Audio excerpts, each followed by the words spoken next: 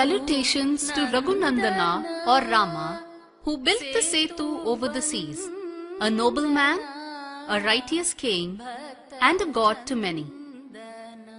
While divinity is a matter of faith, historicity is a matter of existence. Did Rama really exist? Is Rama historical? Bharat Gyan has adopted an integrated approach to rationally understand the ancient and continuous civilization of India. 64 different subject capsules have been compiled so far. Historical Rama is one of them. In this, we examine established literary texts of the land, geography of the land corroborating with the texts and local legends, archaeological finds, continuous historical records, and new scientific techniques of validating all of these. D.K. Hari of Bharat Gyan will now take us through a journey of unraveling the historicity of Rama from a rational, logical, and a scientific perspective. Standing under this tree, let us examine Rama's family tree. Here is the Surya Vamsa lineage. It starts from Kashyapa and Aditi. In this solar dynasty lineage, there have been many prominent kings, their names and their deeds corroborating well within the Ramayana text and also with the other legends of India. This corroboration of their deeds across various legends through thousands of years establishes the historicity of this lineage, with close to 51 generations before and 32 generations after him. This lineage can be traced all the way down to the Mahabharata period, wherein Brihad Bala, 32nd generation from Rama, takes part in the Kurukshetra war on the side of the Kaurava and is killed by Abhimanyu on that fateful day. If a character is imaginary, you would not have this length of a tree. It is never so exhaustive. Valmiki composed the Ramayana during the lifetime of Rama himself. In fact, Valmiki was the caretaker of Rama's wife Sita and their children Lava and Kusha. This clearly places Valmiki Ramayana as a biography, an authentic, credible, historic text written during the time of Rama and validated by Rama himself when his sons narrated to him. It is for this reason Ramayana is called an Itihasa, meaning it thus happened. In contrast, there have been many adaptations of the Ramayana across the land which have eulogized Rama through the centuries and millennia. These are more in the form of kavya or ballad and religious texts. If Ramayana is a historical text, why is it called mythology now? In 1808, James Mill and Charles Grant were appointed to write the history of India as syllabus for the Hellebury College. First they and later the genre of colonial writers classified the Indian texts and thought as fabricated trash and drilled it into the minds of Indians that these were mythology. Mill and Grant wrote the history of India deliberately without visiting India, lest they get influenced by its rich culture. Well, in the last 100 years, giant strides have been made in understanding history using modern scientific tools. So, let us look at Ramayana from this fresh scientific perspective and see if Rama was indeed historical and whether specific dates can be attributed to him in the modern English calendar. In contrast to Mill and Grant, Al-Biruni wrote about India after visiting India.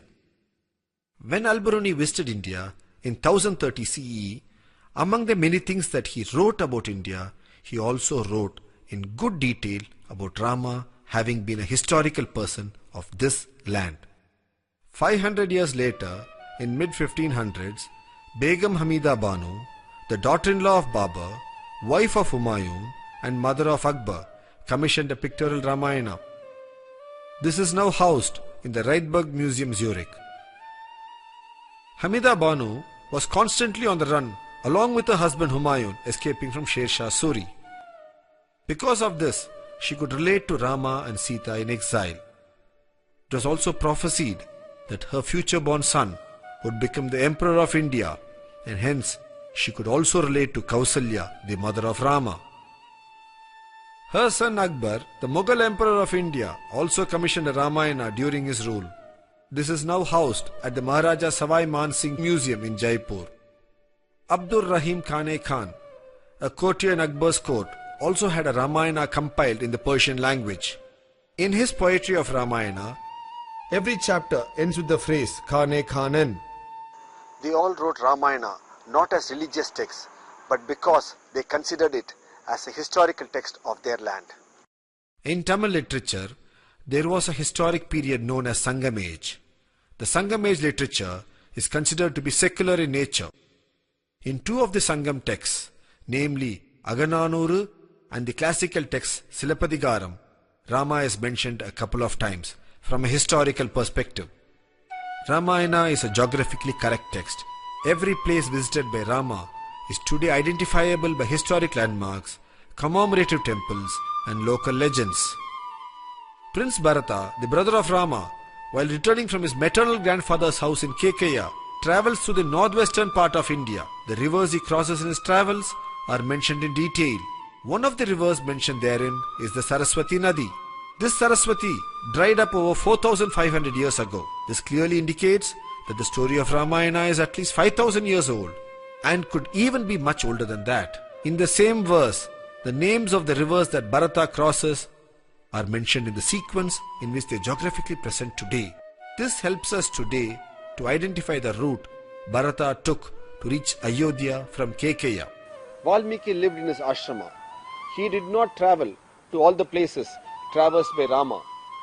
It surely would not have been possible for him to have built a story into the local legends in those remote days. Since the story is well intertwined in the local legends in every place mentioned in the Ramayana text, we clearly see a conjunction of archaeology, local legends and literature converging with the geography of the land. Such convergence is rarely seen in the other historical texts of the world. Today, to keep time, we use a clock which has got 12 units and 3 hands. The ancient Indians used the sky as their clock dial. The ancient Indians divided the sky into 27 nakshatra or star units.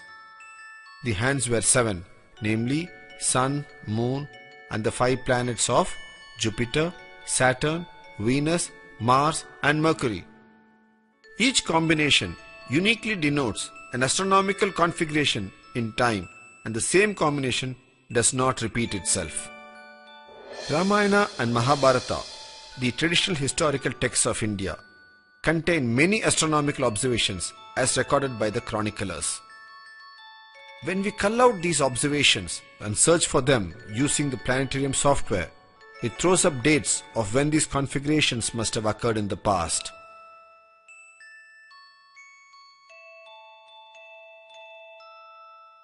We shall call this technique of dating using culled out astronomical observations embedded in ancient texts as archaeoastronomy, as this technique of exploring the sky configurations in the past for events mentioned is akin to digging into the earth for archaeological evidences. In the Ramayana, a handful of observations have been mentioned. Here are the prominent events for which such observations have been recorded to some detail in the text. We all know that Rama's birth is celebrated on Sri Rama Navami, which means that he was born on the 9th day of the lunar month of Chaitra. This shloka gives a detailed star configuration at the time of his birth. From this shloka, we can list out the positions of the planets. When this data is entered into the planetarium software, it gives us the date of Rama's birth as 10th January 5114 BCE. When the date of Bharata's birth is culled out and entered into the software, it gives us the date as 11th January 5114 BCE at 5:30 am. It is indeed interesting to note here that this time calculated is exactly 16 hours from that of Rama's birth as calculated by the same software. The text also mentions that Bharata was born 16 hours after Rama. On the eve of the coronation of Rama, King Dasaratha calls in his courtiers and discusses the planetary configuration of that evening and states that they do not augur well for him and he would like to transfer the reins of the kingdom to Rama. King Dasaratha informs Rama about the malefic effects the star configurations were going to bring upon himself, and hence asks Rama to take over the kingdom. This configuration, when entered into the software, gives us the date 4th January 5089 BCE. The elapsed time, as calculated by the software, between the event of his birth to his pre-coronation event is 25 years. This tallies well with the age of Rama as mentioned in the text. After Lakshmana cuts Surpanaka's nose in Panchavati at Nasik, she first rushes to her brothers Khar and Dushan and instigates them to engage Rama and Lakshmana in a battle to avenge her nose cut. Following this, Khar and Dushan advance towards Rama and urge him to fight, stating their prowess. The sarga describing their wordy duel before their fight clearly indicates an eclipse in the early evening when the stars are seen and described. Stars and planets cannot be seen in the late afternoon sky. Khar in fact tells Rama that as much as he would like to talk about his strengths, since the sun was expected to disappear and there was little time left, he would like to start the fight immediately. In the description, they also describe Mars in the middle of the planetary alignment. It is indeed extremely rare to see Mars in the middle of a planetary alignment. Plotting these rare planetary positions described for this event gives us the date of 7th October 5077 BCE. It is to be noted that independent calculations show that a total solar eclipse did occur in Panchavati, Nasik on that day at 3:10 p.m. In his search for Sita, Hanuman goes to Lanka and finds her in an Ashoka grove. Her face is described here as being forlorn and caught in an eclipse. Plotting the sky configuration for that evening, we can see that there was indeed a lunar eclipse at Lanka that evening, which is 12th September 5076 BCE. The dates thrown up by the planetary software are internally consistent with the sequence of events of the Ramayana legend. This fact of internal consistency gives a high degree of credibility to the dates calculated by the software.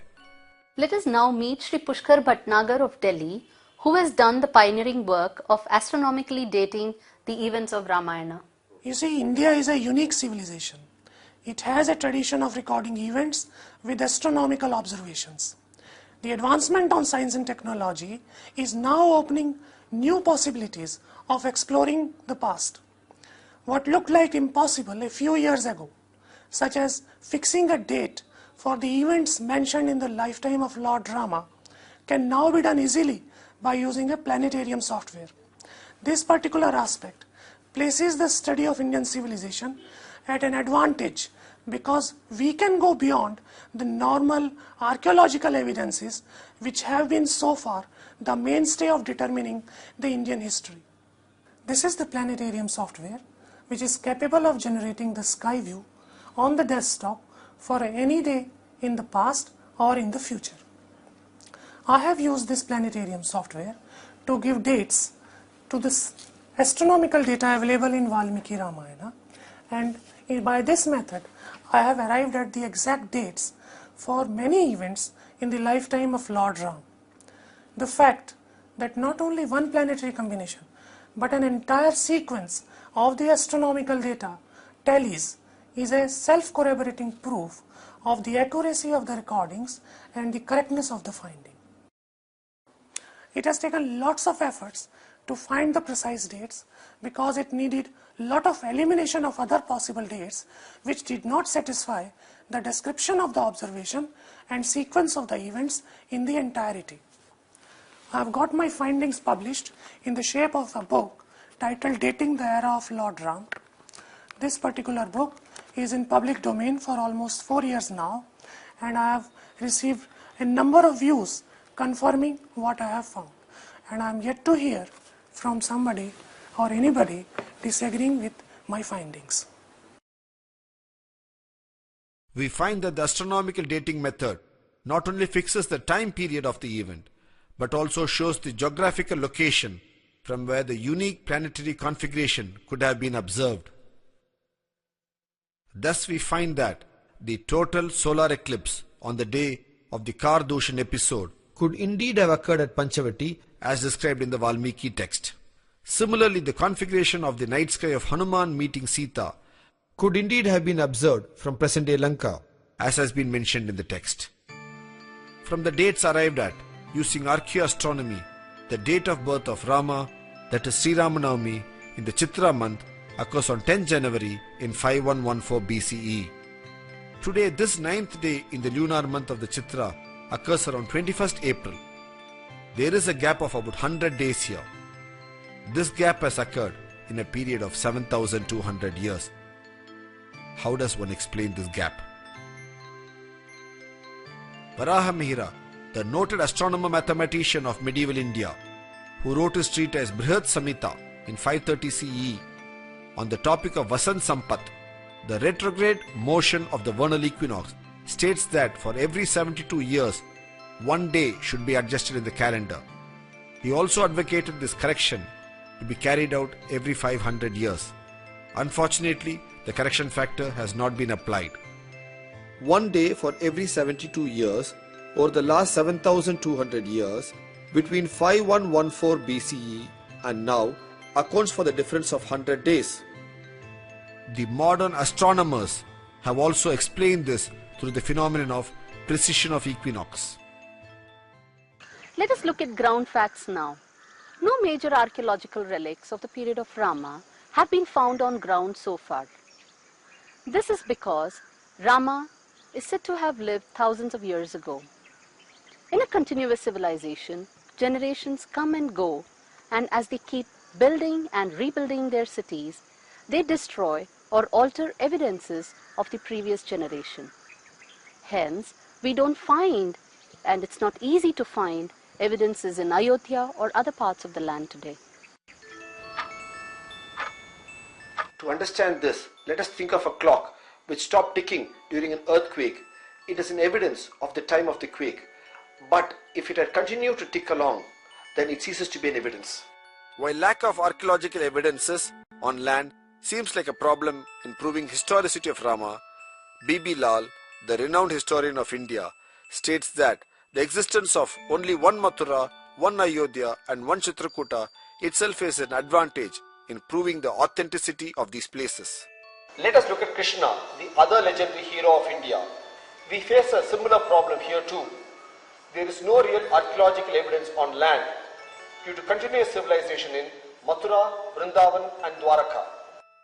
Few decades back, due to the pioneering work by marine archaeologists, they have been able to discover a whole town submerged under the sea, west of the coastal town of Dwaraka.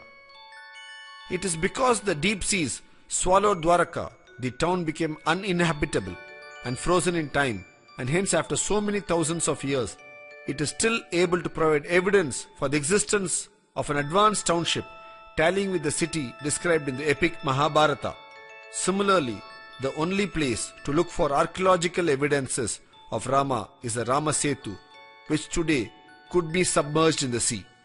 Rama and his team are said to have built this bridge over the seas to Lanka. If the bridge has been underwater for many centuries and has been undisturbed by man, then this can provide us the vital archaeological clues we are looking for to establish the historicity of Rama. Because only if Rama is historical, then can this bridge be man-made. In corollary, if the Setu is shown to be man-made, as per the textual descriptions, and there are other scientifically corroborating data, then it proves the historicity of Rama. If this bridge is mentioned in passing in the text, it does not warrant further examination. The text gives the process of bridge construction in great and specific detail. This level of detailing of bridge construction urges us to examine the details.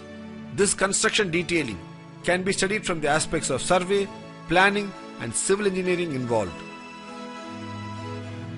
Rama and his team seem to have surveyed this land for a possible bridge construction site. This survey and their interaction with the sea is expressed in the text as Samudradeva's response. that it is not the nature of the seas to be shallow but to be deep with wild sea creatures, and hence it would not be possible for the army of Vanara to swim across. It is during this interaction with the Samudra that they identify an undersea ridge joining the two land masses. Nala introduces himself as a biological descendant of the Vishwakarma clan and offers to build this bridge. Rama accepts his credentials and appoints him as the chief engineer. Under the command of Nala, the Vanara army go about building this bridge on the sea ridge. Let us examine the civil engineering techniques employed in this bridge construction. The first is the foundation details. The text very clearly states that wood from a variety of trees, the names of which are mentioned here, were first piled on the sea ridge to give a pile foundation or wood cushion effect. It was on top of this the large and small stones were piled on. This animation here shows us clearly the seabed from which the sea ridge rises as an outcrop, which is natural and undulating. On top of this we have the trees, then the stones, large and small, and finally we have the flat finished level. Even to this day, the remnants of the bridge have this flat finished level. Due to the passage of time of many millennia, sand has accumulated over the structure, and what we are able to see now is mainly sandbars and shoals. If we carefully shovel away the accumulated sand, we are certain to see the layers of the bridge construction. In the bottom layer, the wood used by the Vanara for the foundation would certainly be there. Obviously, over the last so many thousand years, the wood would have solidified and become carbonaceous material and would probably now be botanical grains. The text then speaks of the Vanara holding ropes on both sides of the bridge being constructed and the wood and the stones being piled between them. The text clearly mentions that the Vanara held ropes for many yojana to build the bridge in proper linear alignment. We all now know that for the construction of any worthwhile structure, it is essential to maintain proper alignment and dimensions. From this description, it is clear that it was not just random throwing of stones, but a planned effort which took into consideration the concept of linear alignment, which is even today evident from the aerial photograph of the bridge. Dr. S.R. Rao, the eminent marine archaeologist who led the Dwaraka marine expedition, says, for a civilization which could build a dike and a whole city on reclaimed land at Dwaraka in 3200 BCE, the engineering skill to build the Nalasetu to Lanka must have been well within their civil engineering capability. We are now with Dr. S.R. Rao, the founder of marine archaeology in India. Marine archaeology was introduced in India as early as 1980, and the legendary city of Dwarka was discovered on the west coast. Building of Rama Setu was not a difficult task at all for the people of the Ramayana period, because at Dwarka we have seen that people could convert a natural rock into a berthing place for the ocean-going ships. Still earlier there was a tidal dock at Lothal. Here all that they had to do was to pile up boulders over the natural rock when the sea level was much lower, and thereby make people pass more easily than nature provided during intertidal or high tide period. Well, we find there piles of boulders laid on the rock, and that could have been only done by man and not by any other agency. Modern civil engineers, when they execute projects, they first understand the topography of the land, nature of soil, and only then build the structure.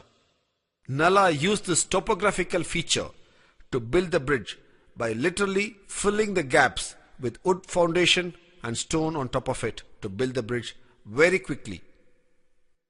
An engineer's ingenuity comes in using the topography of the land and this seems to have been exhibited in this case by Nala.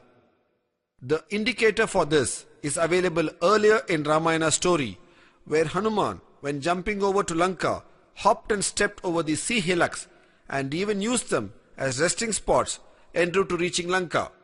By leveraging this topography, they built this bridge in 5 days. The distances they covered each day is also mentioned in the text. In the text, it's explicitly mentioned that the total length of the bridge was 100 yojana in length and 10 yojana in width. This dimension is repeated in the Mahabharata text also. This is a 10:1 ratio. Today, at actual site conditions, the Rama Setu or Adams Bridge measures to 35 kilometers in length by 3.5 kilometers in width. This is also a 10:1 ratio. When there is a bridge or any barrier in the sea, there is bound to be splashing when the waves lash against it constantly, probably even destroying it eventually. To overcome this problem, it is essential to build in gaps or passages in the structure itself to allow the water to flow through. This concept is known as pore pressure. Today, on examination of this structure underwater, one can see gaps left in the piled stone formation for the water to pass through end to end. The sea in this region does not produce waves when it lashes against the bridge. Probably Nala, the engineer, had understood this pore pressure concept and had incorporated it in the bridge design. After the victorious battle with Ravana, while returning with Sita to Ayodhya in the Pushpak Vimana, they fly over this bridge. Rama then points this bridge to Sita and states as to how difficult it was for them to construct and how it was only Nala, the engineer par excellence, who could execute it, and Rama calls it Nala Setu. Over the last few minutes, we have seen with a certain clarity and a detailed understanding how this bridge is a civil engineering marvel as explained in the text, a man-made accretion over a natural sea ridge. When did this Nala Setu come to be called Adams Bridge? The bridge was originally called Nala Setu, as we have seen. Later the people, out of their admiration and veneration for Rama, started calling it Rama Setu, and later it also got the name Setu Bandha, that which joins two lands. This has been a walking bridge for many millennia. During the course of its early usage, one of the early Islamic religious leaders of Sri Lanka walked over this bridge and reached Lanka to do penance there. Since he was the early Islamic man, he was called Adam by the Sri Lankan Muslims. When the Europeans came to this part of the world, they could easily correlate to the name Adam, and they started calling it Adams Bridge in their records, and the name stayed. This bridge has found mention in various historical records over the last 1,000 years in various forms such as travelogues, coins and maps. Both Indian and Sri Lankan coins have mentioned about the Setu. In fact, from 1400 CE onwards, the Yadpana Arya Chakravarti kings of present-day Jaffna in northeast Sri Lanka regularly minted coins embossing the name Setu on it in their Tamil language. These kings considered themselves as Setu Kavalan, or the guardians of this bridge. On the Indian side, the Ramnad king still has the title Setupati, indicating that he is the guardian of the bridge on this side of the land. When the Europeans came here, they prepared the maps of this land. James Rennell was the first European cartographer of India. In his maps, he clearly shows this as Adams Bridge. On the Sri Lankan side, the Dutch maps show it as Adams Brug, and the Sri Lankan copper plates also show the same. Many travelers have visited this area in the last 1,000 years. They have mentioned about this bridge in their travelogues. The foremost among them is Al-Biruni, who has mentioned it in his magnum opus Persian book Kitabul Hind.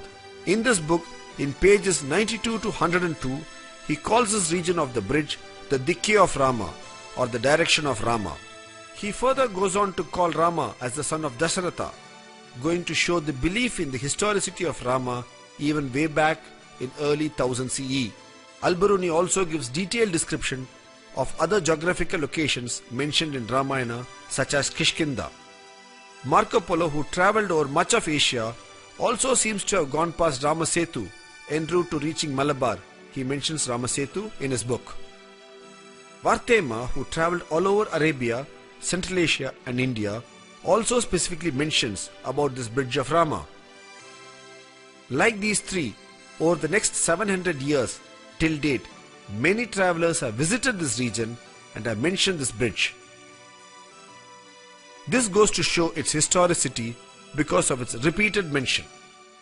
In 1902, C.D. MacLean, in his Manual of Administration of Madras Presidency, mentions that this Rama's bridge was a walking bridge continuously used by the people for thousands of years till it was washed away in 1480 by a major storm.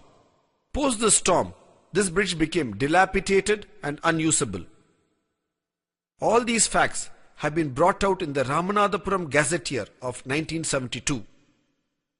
The Gazette states that, as per literary information and local tradition, it is a bridge built by the Vanarasena or Kurangu Padai, and that it was in use as a regular footbridge until 1480, when it was washed away in a storm. As recent as 1920s, the great Tamil poet Mahakavi Subramanya Bharati, in his poetry, echoes the yearnings of the Tamil people to repair and rebuild this footbridge to Lanka. In the last few decades, man-made satellites have been regularly orbiting the Earth and photographing various parts of the Earth. One such area they have photographed is the southern part of India. In this set of photographs, the bridge is also visible. It can be distinctly seen as a shallow underwater causeway connecting the two lands. These photographs do suggestively indicate it to be man-made due to its unique curvature. The opinion of many is that this could be the man-made bridge as detailed in the Ramayana text. While publishing these photographs, what has been mentioned is that the land at the two ends of this bridge is many lakh years old based on their understanding of geology, archaeology and other artifacts at the ground. They further go on to state that the connecting causeway is also old. While the satellite images suggest the man-made nature of the bridge, they alone cannot help date ground structures. These satellite images help augment the already available references to arrive at a good indication of the man-made nature of this bridge. It is imperative to use other sources of data and techniques to arrive at a conclusive proof for the age and structure of the bridge. Today, on an average, this causeway is about 2 meters below water. When this bridge was built, it must have been at least about 1 meter above the then water level. That is, when the bridge was built, the sea must have been 3 meters or 9 feet below the present day sea level. As per the World Oceanography Report, a 9 feet rise in sea levels due to the melting of the polar ice caps and global warming should have occurred over 7,000 years. This helps us to date the bridge construction to about 7,000 years ago or 5000 BCE using oceanography as a dating tool. Given the repeated references to this bridge, its usage, and understanding its importance, today we need to rightfully promulgate an order under the Archaeological Survey of India Act, Clause 4, to call this a Heritage Monument of India. It is a fit case to be called a civil engineering marvel of an ancient civilization. At this point, it is pertinent to bring in an observation from the Mahabharata text. When the Pandava princes were travelling through the forest, they came across Rishi Markandeya, who regales them with stories of their land. In one of the stories, he tells them about Nala Setu, how it was built by Nala, and being an engineering marvel, it was a protected monument of their times. What does the Setu symbolize to us today? It symbolizes many things to many people. If we look at it from the rational, historical and scientific perspective, we see that it was constructed by Nala, Nila and the Vanara team. These people were the original residents of Kishkinda. Kishkinda is modern-day Hampi. This region is in the Dravida land, South India, which means that they are the original Adi Dravida. So this Nalasetu is an engineering marvel, an engineering feat of the Adi Dravida. To recap, from the point of archaeoastronomy, Rama is found to have walked the earth about 7,000 years back. The detailing of the bridge, the only archaeological remain left, and the sea level rise factors also indicate similar dates. The veneration of Rama has not been limited to India alone. The Egyptian pharaohs called themselves Ramses of the Solar dynasty, which seems to be a derivative of the name Rama and the Suryavamsa dynasty. In the east, in Thailand, the kings of the ruling Chakri dynasty take on the title Rama. The present king is Rama IX. This emphasizes the spread of the glory, effulgence of Rama across civilizations the world over and brings forth the stature in which Rama was held across the globe through the times.